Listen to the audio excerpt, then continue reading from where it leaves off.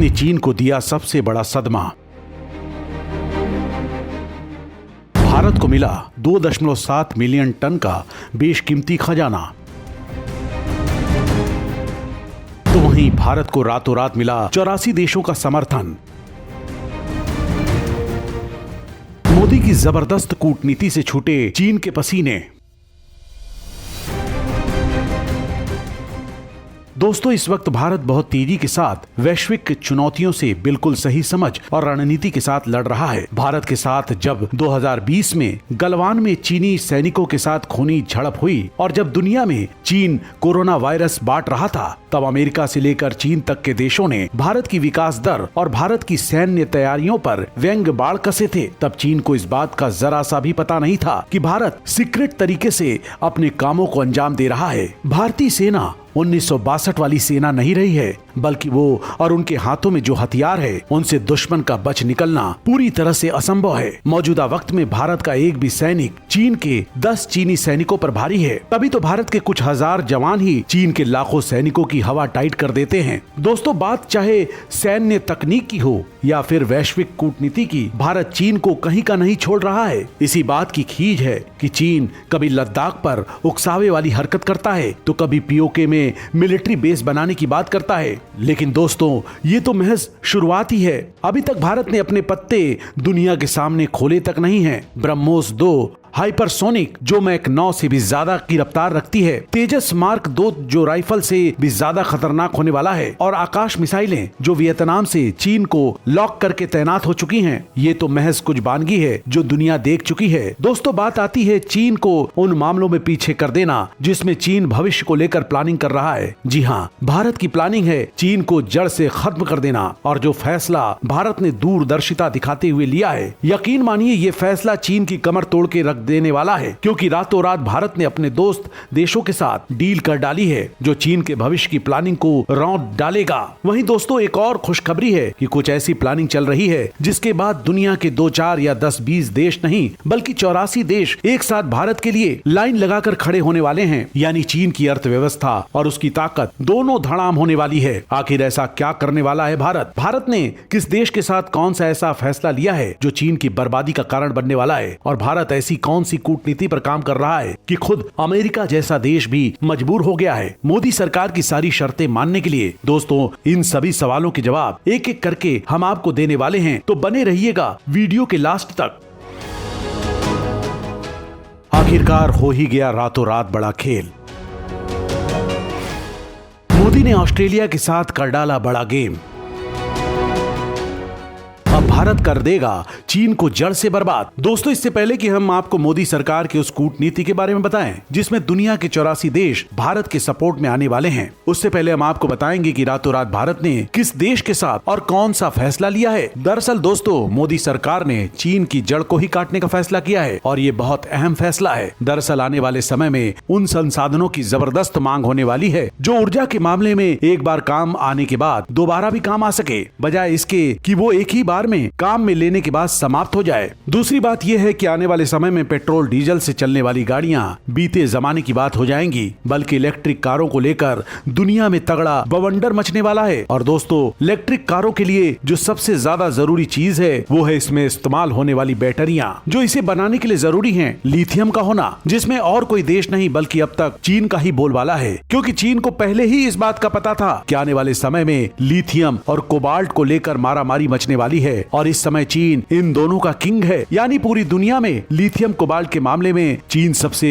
आगे बना हुआ है। चीन ने लिथियम की अहमियत को ध्यान में रखते हुए ही अफ्रीका समेत दुनिया भर में फैले भंडारों पर कब्जा कर लिया है। दोस्तों, पहले आप लिथियम और कोबाल्ट का अलग अलग इस्तेमाल समझ लीजिए। लिथियम का उपयोग mobile phone, laptop, digital camera और इलेक्ट्रिक वाहनों के लिए रिचार्जेबल बैटरी के लिए किया जाता है, तो वही कोबाल्ट का उपयोग लिथियम आयन बैटरी को बनाने में इस्तेमाल किया जाता है। अब दिक्कत यह है कि केवल कुछ ही देशों में लिथियम का भंडार बचे हुए हैं। बोलीविया और चिली में 65% लिथियम भंडार है, तो कांगो में 54% कोबाल्ट के भंडार हैं, जिन पर चीन का कब्जा हो चुका है। लेकिन भारत ने अब जो फैसला लिया है उससे चीन की कमर टूटना तय है। भारत ने इस दूरदर्शी फैसले के लिए अपने साथ ऑस्ट्रेलिया को मिलाया है और दोनों ने चीन के लिथियम क्षेत्र के इस वर्चस्व को खत्म करने के लिए हाथ मिला लिया है। वहीं अब खबर ये भी है कि इस काम में अमेरिका भी सहयोग करने के लिए तैयार हो गया है। लिथियम और कोबाल्ट जैसी दुर्लभ धातु की भारत में पर्याप्त आपूर्ति करने के लिए ऑस्ट्रेलिया ने भारत के साथ आने का फैसला किया है और इसमें उसने 3 साल के लिए 3.98 मिलियन अमेरिकी डॉलर इन्वेस्ट करने का फैसला किया है। वहीं ऑस्ट्रेलिया में लिथियम और कोबाल्ट धातुओं को खनन के लिए भारत और ऑस्ट्रेलिया ने दोनों ने साथ मिलकर $6 मिलियन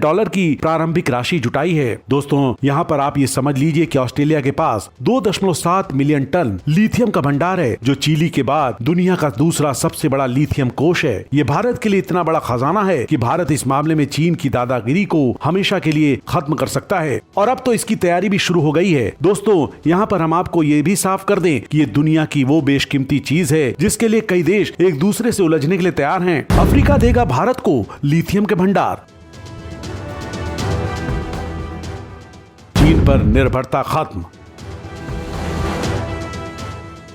वर्ष 2018-19 में भारत ने अफ्रीकी देशों को बहुत कम ब्याज दरों पर $12.3 अरब का उधार दिया था। यह उधार भारत अफ्रीका प्रगति सहयोग के तहत दिया गया था, जिसके चुकाने का समय अब आ गया है। लेकिन इस बीच पूरी दुनिया की अर्थव्यवस्था कोरोना महामारी के कारण चरमरा गई थी। अफ्रीका की अर्थव्यवस्था पर भी इस महामारी का बुरा असर हुआ, जिसके चलते अफ्रीका ने अपनी लिथियम, कोबाल्ट, निक्कल, गैस के भंडार और दूसरे खनिजों के भंडार तक भारतीय कंपनियों की पहुँच को आसान बना दिया और कहा कि भारत ने जो उधार अफ्रीका को दिया था उसके बदले अफ्रीका से भारत ये खनिज ले सकता है और इनका आयात भारत में कर सकता है। अभी तक अफ्रीका की कई खदानों पर चीन का कब्जा है, लेकिन इसके बाद अब भारत को भी अफ्रीका की खदानों में एंट्री मिल गई है। इसके साथ ही चीन का एकाधिकार खत्म हो चला है। वर्तमान में लिथियम आयन बैटरी विद्युत ऊर्जा संचित करने का सबसे अच्छा जरिया है। भारत देश के अंदर भी लिथियम के भंडारों का पता लगाने के लिए अभियान चल रहा है, जो फिलहाल परमाणु ऊर्जा विभाग के तहत भारत के दक्षिणी राज्य कर्नाटक के मांड्या और यादगीर जिलों में चलाए जा रहे हैं। परमाणु विभाग के सर्वेक्षण के आधार पर 1600 टन के लिथियम भंडारों का मांड्या जिले के